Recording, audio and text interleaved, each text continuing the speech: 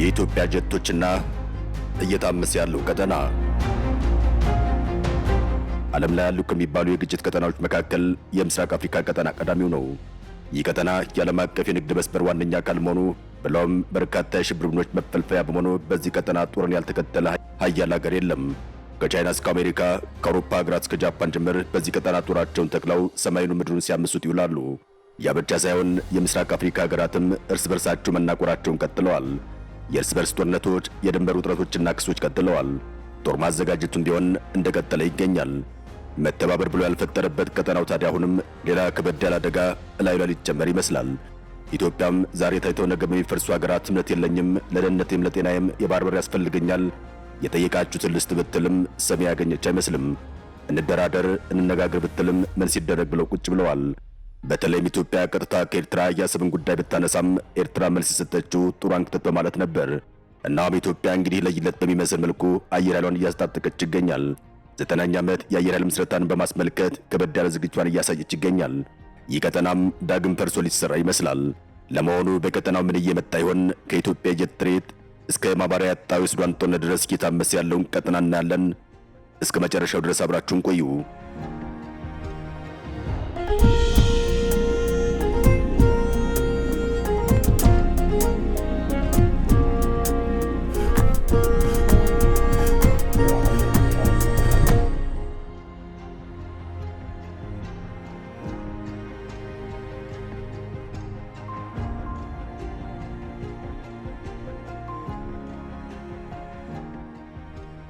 ቀጠናው ከትንሿ ኤሚሬትስ እስከ ግዙፉ አሜሪካ ድረስ ገብተው እንደ ሊጥ እንጨት የሚበጠበጡት ቀጠና ሆኗል።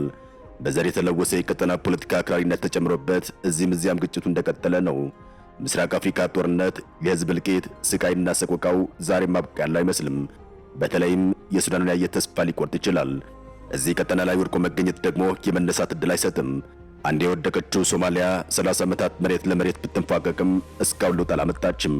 የአልበቃት ሶማሊያ የዶናልድ ትራምፕ መቀለጃ ሆናለች።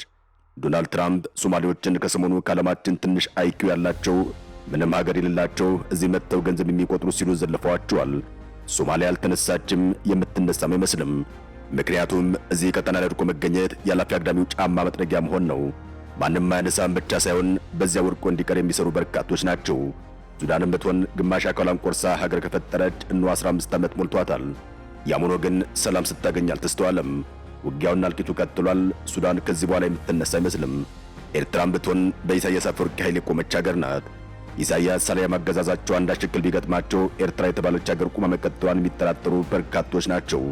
ኢትዮጵያ ውስጥ ያለው ግጭትም የቀጠናው መልክ ቁልጭ አድርጎ የሚያሳይ ነው። ኢትዮጵያ ያለባት ችግሮች አብዛኞቹ መነሻቸው ከውጭ ነው የምትል ይመስላል። ለዚህም ራሷን ለመቻል በርካታ ጥረቶችን እያደረገች ይገኛል። ግጭቶችን ማስቆም ላይ ባይሳካላትም ቀጠናው ላይ ጉልበት አግኝቶ ለመጽናት ግን እየተፍጨረጨረች ይገኛል። በተለይ በቀይ ባህር ጉዳይ ከጎረቤቶቹ ያገኘችውን ያልተጠበቀ ምላሽ ጦሯ ላይ ለመስራት እንዳስገደዳትም ምልክቶች ነው የተጠቀሱ ይገኛል። አሁን ላይ በልመና ሊያም በሰጥቶ መቀበል ሳይሆን በጉልበት የባህር በሯን ለማስበለስ ቆርጣ የተነሳች መስሏል። ጠቅላይ ሚኒስትሩ በተለያዩ መድረኮች ላይ ያሰሟቸው ንግግሮች መሃል ላይ ቁም የቀሩ ሲሉ የጠቀሷቸውን ኃይሎች ወደፊት የሆነ ነገር እየመጣ እንደሆነም ከበቂ በላይ ማሳያ ናቸው። ኢትዮጵያ በአፍሪካ ጠንካራ አየር ኃይል ካላቸው ሀገራት ተርታ ትመደባለች። በአገር ውስጥ ግጭቶች ምክንያት የሚነሳ ስም ቢኖራትም አየር ኃይሏ ግን ከአፍሪካ የተሻለ አቋም እንዳለው የሰሞኑ ትርኢት ማሳያ ነው። ኢትዮጵያ አዳዲስ ጀቶችን ከማዘዝ በተጨማሪም በእጇ ያሉትን ጀቶች አሁን ያላቸውን አቅም አሳይታለች። ይህ ትርኢትም በቀጥታ ከባህር በር ጋር በተያያዘ ላለው ውጥረት መልእክት የሚያስተላልፍ ሆኗል። በተለይም ሚግ ላይ ቁመው የቀሩ በሚል የተጠቀሱት በቀጥታ እንደሚመለከታቸው ግልጽ ነው። ኢትዮጵያ የራሷ ነገር ላይ ሂሳብ እንደምታወራረድ በጠቅላይ ሚኒስትሯ በኩል አስታውቃለች። እናም የኢትዮጵያ አየር ኃይል እንቅስቃሴ ቀጣዩ ምስራቅ አፍሪካ ቀጠና ላይ ሊፈጠር ስለሚችል ግጭት አመላካች ነው። ኢትዮጵያ የባህር በር መውጫ በፍቅር ካላገኘች ጊዜና ወቅቱን ጠብቃ በኃይል ሰብራ ለመውጣት ዝግጅት እያደረገች መሆኑን ትርኢቶቹም ቁልጭ አድርገው ያሳያሉ። ብትገጥሙን አትችሉንም እና ቀድመን በድርድር እንፈተዋለን ይመስላል። ይህ ጉዳይ ያሳሰባት በዋናነት ኤርትራ ስትሆን የምትሰጠው ምላሽ ግን ለድርድር ፍላጎት እንደሌላት የሚያሳይ ነው። እናም ይህ ነገረኛ ቀጠና አሁንም ሌላ አዲስ ግጭት በላዩ ላይ ሊደረብበት የፈንጂ ጭስም ሰማዩ ሊጋርደው እንደሚችል ማሳያ ነው። ይህን ነገር ሊያስቀር የሚችለው አንድ ነገር ቢኖር ኢትዮጵያ በድርድር አሊያም እንደተባለው በአሸማጋዮች የባህር በር መውጫ የምታገኝ ከሆነ ብቻ ነው።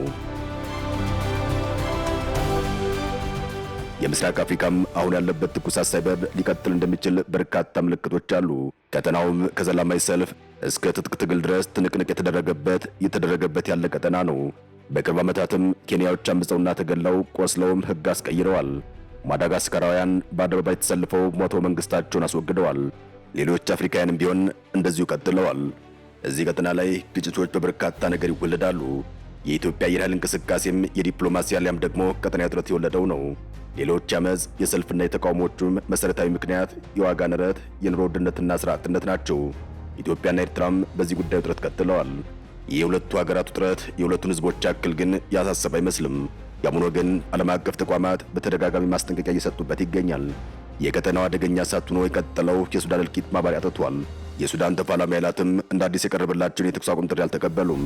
ለሰው ልጅ ብላችሁ ለሰብአዊነት ጊዜ ተኩስ አቁም ቢባሉም ጄኔራሎቹ ግን የለም ሲደረግ ብለው ሱዳን ላይ እሳት ማዝነባቸውን ቀጥለዋል። 2 ዓመታት ከ9 ወራት ባስቆጠረው ጦርነት ዓለምም በመቶ ሺዎች የሚቆጠሩ ሰላማዊ ሰዎች መገደላቸው ለጄኔራሎቹ አስደንጋጭ አልሆነም። ከ22 ሚሊዮን የሚበልጥ ተፈናቃይ፣ በሽተኛና ራብተኛ፣ ምግብ ፈላጊ በዝቷል። ሱዳን ግን አሁን በእልቂት እንደቀጠለች ይገኛል። ሟቾች፣ ረሃብተኞችና ተፈናቃዮችም ዕለት ዕለት እየጨመሩ ይገኛል።